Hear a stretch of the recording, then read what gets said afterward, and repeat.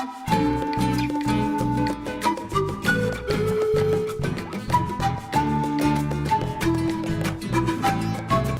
I'm Patricia Gras. Welcome to Passion Time. Our guest today is Dr. Raul Cuero. He's an inventor, he's a microbiologist. He's also the founder of the International Park of Creativity. He's written several books on creativity. Today we're going to talk about one in particular called Loneliness as a Source of Creativity. But first, we'd like to ask you, Dr. Cuero, how was it that you found your passion and are living your passion?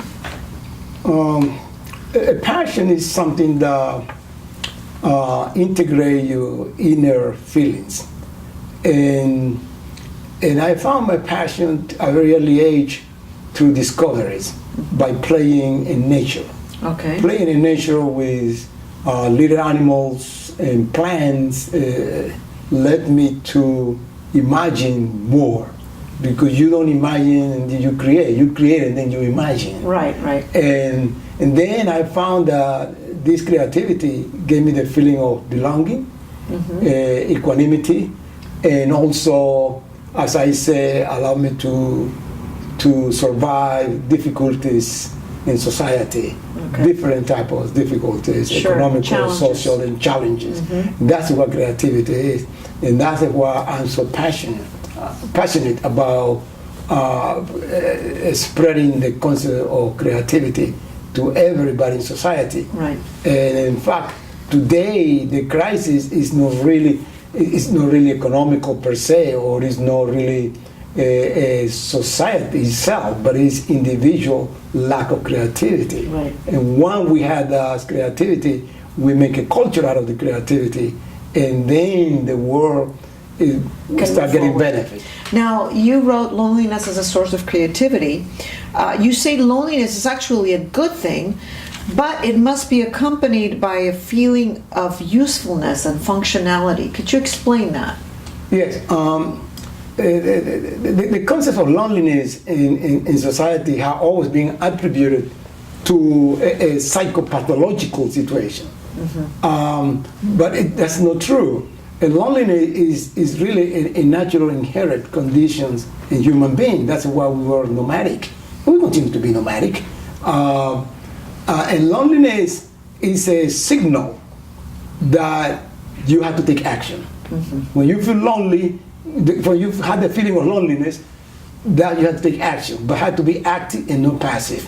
Today is stronger, especially in young population, because the young population have been trapped into a secluded attitude, relying on visual art, including video games, and they don't take action.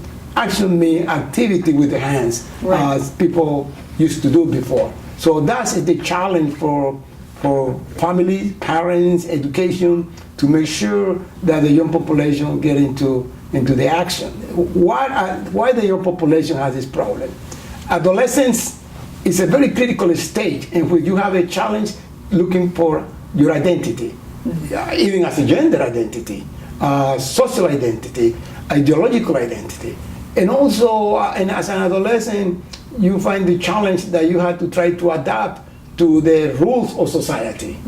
Yes. And thirdly, you have a biological outburst or what I call a endocrinal movement, which happen to be, as I call it, regulatory, hormonal for the neuronal system. So that's get the activity of this individual, and they had to put into something. A passive condition doesn't give the young person the ability to overcome those sentiments. Right. Now, you also know, because you worked with young people, you have created an international park of creativity, and you work with young people, teach them how to be creative. Why did you decide to work with young people and not older people? I think I already gave part of the answer before. Number one, because early age, between 14 and 19 is adolescent age, the individual has a tremendous aptitude to escape from loneliness. And secondly, the individual also has an endocrinal neuronal a charge, very heavy. It does increase the neurotransmitter, which the neurotransmitter are the one responsible for the action potential and the membrane of the cell, and the person become very active with the desire of doing things. That's kind of stimulant. Right. But unfortunately, when he doesn't do, or he or she doesn't do creativity, it can reach out into drug. And the drug brings you up, but at the same time bring you down immediately, right. and you become flat. Right. But when you do creative through the intellectual process, doing things with your hands, you always maintain a threshold, a middle threshold, rather than going flat down. So that's also why I don't people use drug. But if you do creativity, he will never be able to use drug, because the euphoria when you create is it's like higher as a drug. It's higher than a drug. And longer and forever. Right. And at the same time, you bring in benefit to other people. You don't isolate yourself. You want, once you create, you want to reach out and share with people, because you develop a sense of equanimity. I noticed that among the young people in my part of creativity, they always want to reach out to people, and once they get into the process of creativity, they don't change it for anything. They feel very happy, they feel very centered, more focused. In fact, they become better students, but they don't talk much about that. Right. You've talked about how parents need to reward children in their creative process, but there are good rewards and bad rewards. Can you elaborate on that? Yes. And in fact, one of the problems that we have in modern society is the misunderstanding of reward. Parents, they euphemize the children with their own traditional reward.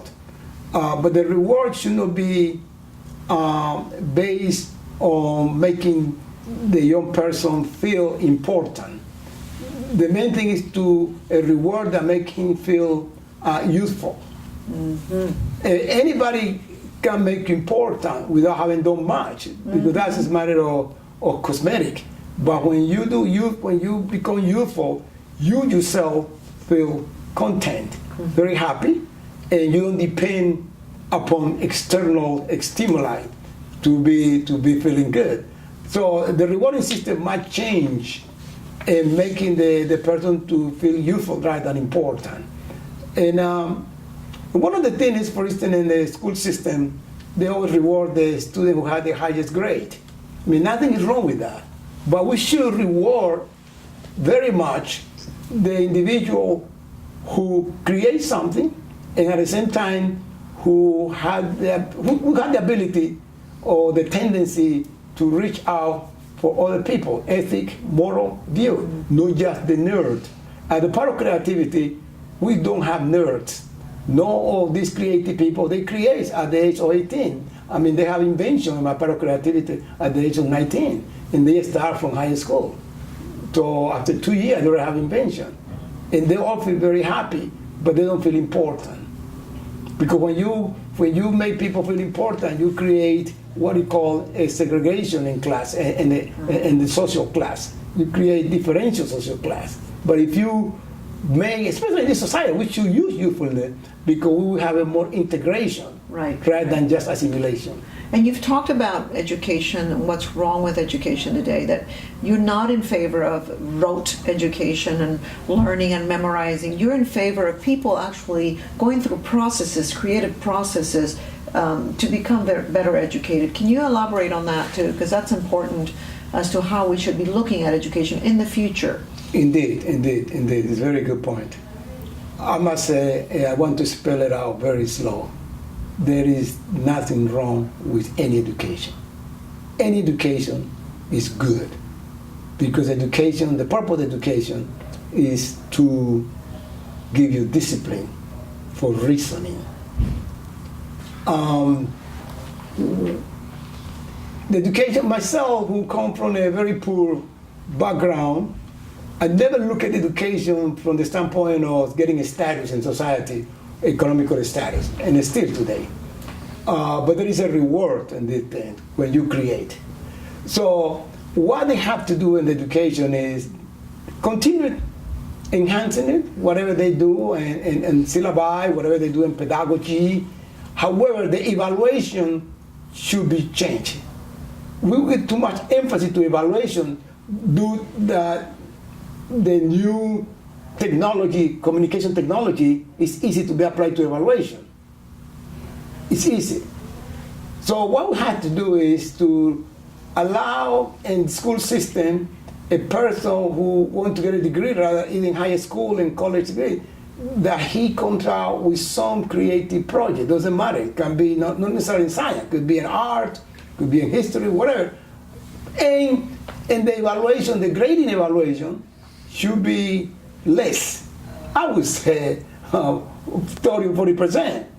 And the person, when he graduates, he should graduate with a project. But a project had to bring something new. Thank you so much, Dr. Cuero, for joining us. He's the author of Loneliness as a Source of Creativity and many other books on creativity. So check out his website, raulcuero.com, and make sure you join us next week on Passion Time.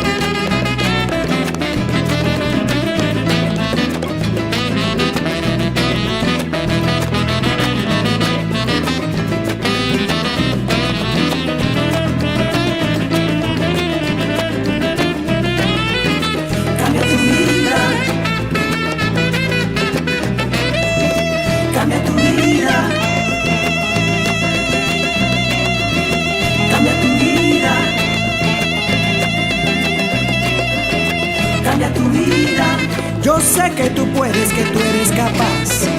Cambia tu vida. La vida es una y tú vas a triunfar. Cambia tu vida. Con fe y esperanza las puertas